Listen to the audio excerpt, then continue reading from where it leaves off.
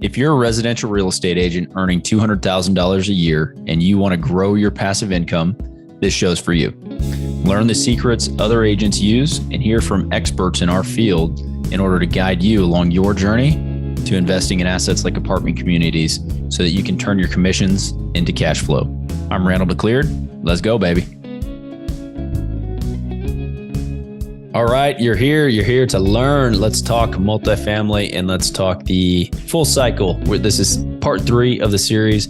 We're covering the full cycle of finding a deal, getting under contract, managing the deal, disposing of the asset, right? So this episode today, we're going to talk about the acquisition process where you're submitting an LOI, you get under contract, and working with debt, raising capital, all those things that you need to do in order to get to the closing table. All right. So let's dive in a moment. First, obviously, if you're getting something out of the show, please go on, rate and review. Helps us a ton. Gets us better guests when we have the guests on the show and we're interviewing them.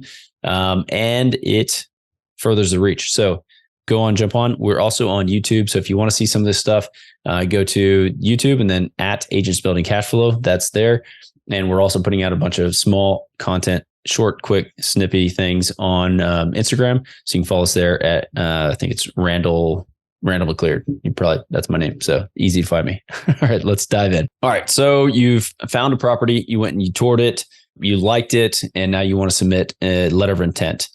So the first things that you want to do, obviously, you're having a conversation. You should have had a conversation with a broker throughout this process. I'm assuming that you're buying something that has a broker attached to it. And so you've got to know them. You kind of understand what the seller needs. You need to ask, or you should be asking, what's their time preference? Do they have a 1031 they're trying to set up? Or, what is the situation? Is there a loan? Is there a loan coming due?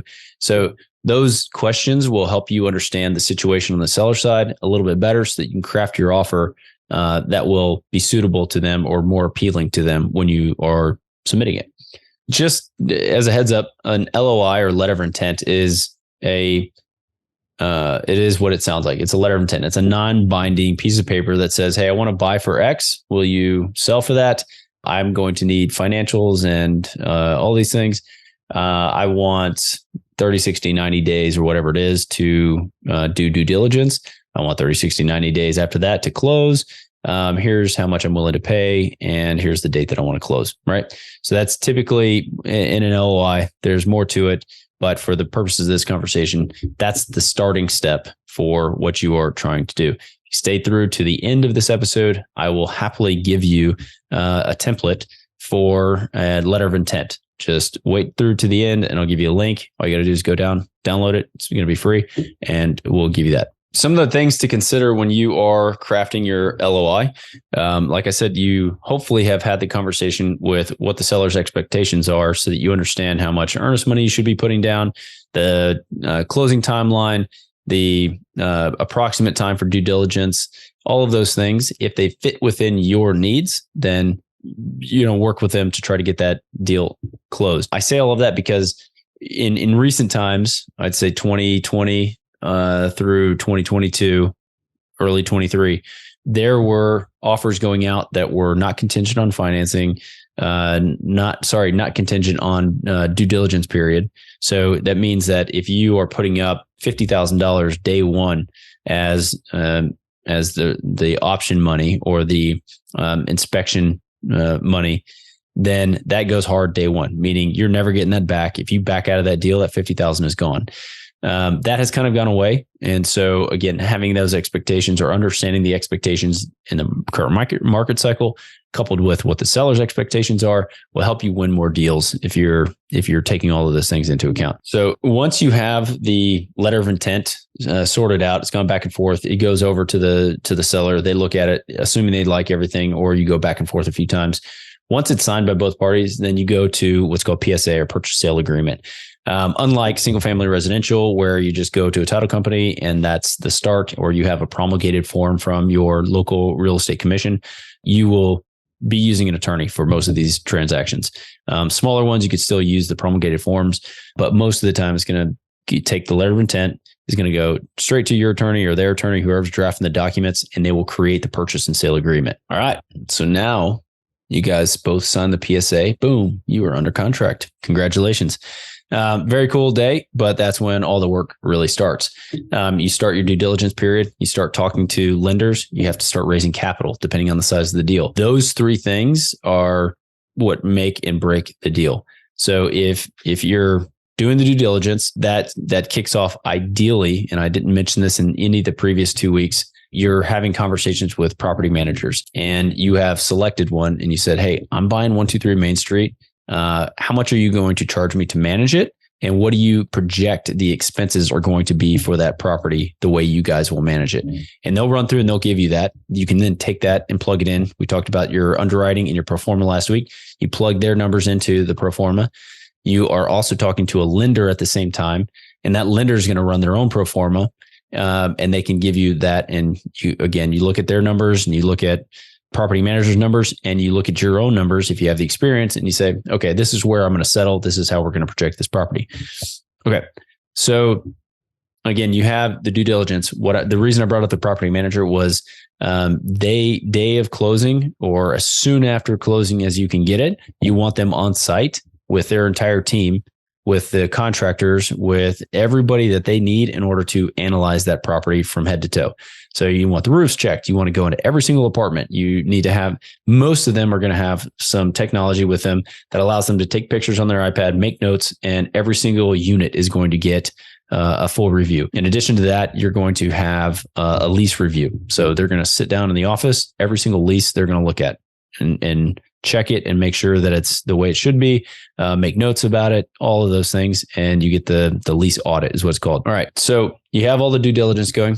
Say everything goes great. You don't need to make any changes. You're not going to do what's called a retrade, where you go back to the seller and ask them for less money or whatever. That's a retrade.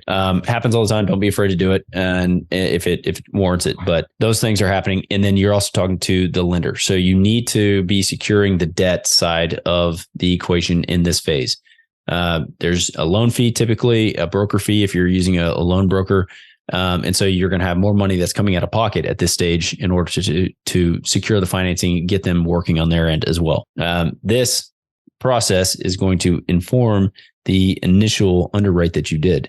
If the debt comes back and they say, well, we're not going to be able to get to that 5.5 rate, it's now 6.5. You need to put that in your pro forma and make sure the deal doesn't die. Right. So those things are happening in this due diligence phase, usually 30 to 60 days.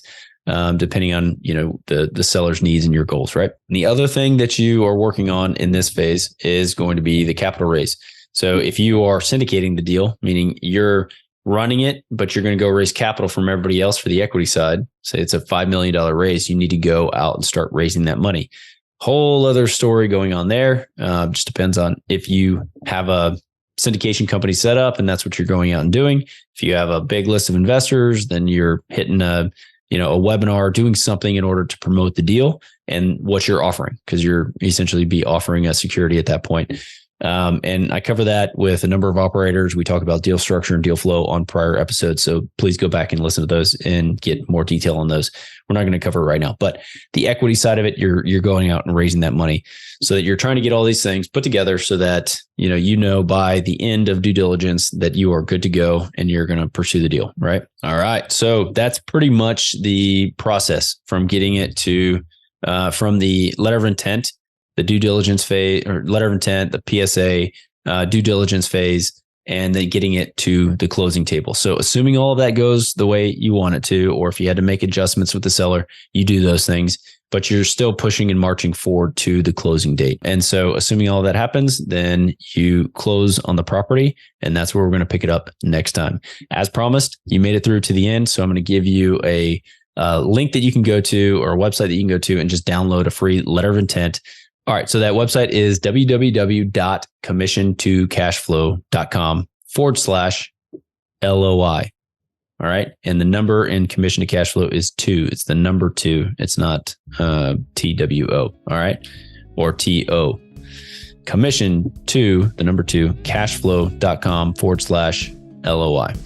All right, guys. It was great having you on again. I will see you on the next episode. Did you know that 80% of the agents we speak with got into real estate in order to gain passive income so they could obtain financial freedom and become work optional? If you want to stay up to date, the best way is to make sure you're subscribed. So if you haven't done that, go ahead and do it now.